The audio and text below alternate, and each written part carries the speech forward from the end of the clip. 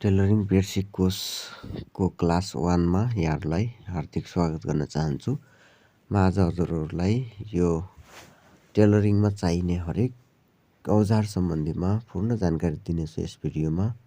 यहाँहरू मेरो च्यानलमा नयाँ हुनुहुन्छ भने सब्स्क्राइब गर्नुहोला। ल त साथीहरू, आजको भिडियो सुरु गरौँ।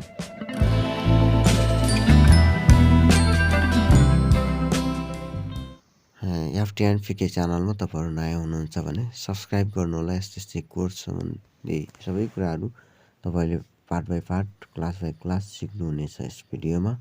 म आज विशेष गरी तपाईँहरूलाई स्केलहरू सम्बन्धीदेखि लिएर यी विभिन्न औजारहरू के का लागि काम लाग्छन् भन्ने विषयमा म तपाईँहरूलाई जानकारी दिन गइराखेको छु। यो चाहिँ राउन्ड सेप स्केल, अर्थात् यो चाहिँ हाम्रो कुर्ताहरू कटिङ गर्दाखेरि साइडमा स्केल गर्नको लागि काम लाग्छ।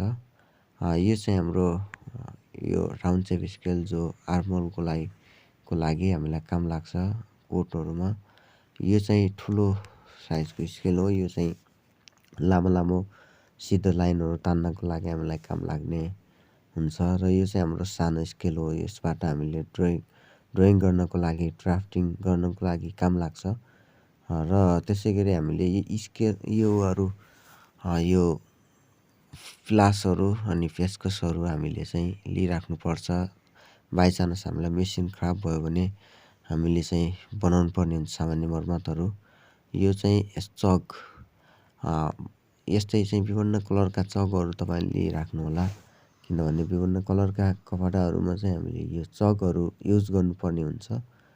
अनि यसरी चाहिँ तपाईँले यी सबै प्रक्रियाहरू लिनुपर्ने हुन्छ। त्यसै गरी यो टुकीमा हजुरहरूले तेल लिन सक्नुहुन्छ।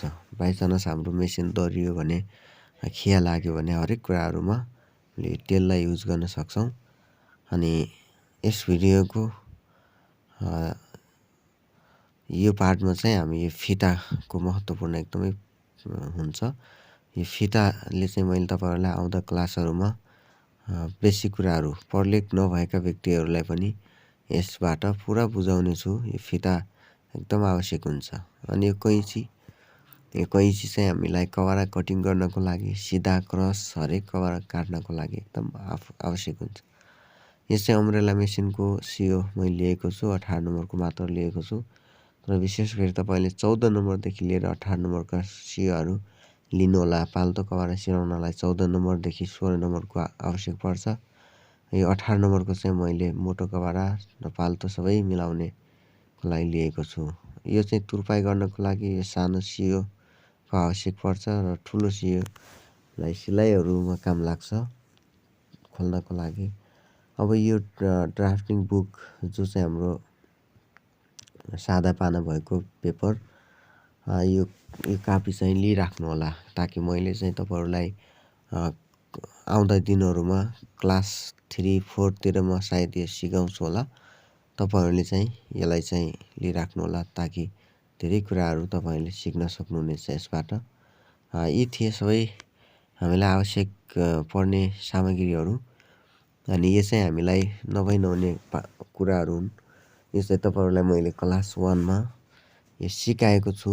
अनि विशेष गरी यी औजारहरू यदि छैन भने तपाईँहरूले नजिकको पसलतिर पाइने ठाउँतिर गएर खरिद गर्नुहोला। अनि अब यो भएन भनेदेखि हामीलाई गाह्रो हुन्छ। अब आउँदो दिनमा तपाईँहरूलाई मैले मेसिनमा ढाका कसरी लाउने, खराब भएको सानोतिनो मेसिनहरू कसरी बनाउने भन्ने बारेमा सम्पूर्ण जानकारी दिनेछु। तबसम्मको लागि साथीहरू पर्खिराख्नुहोला।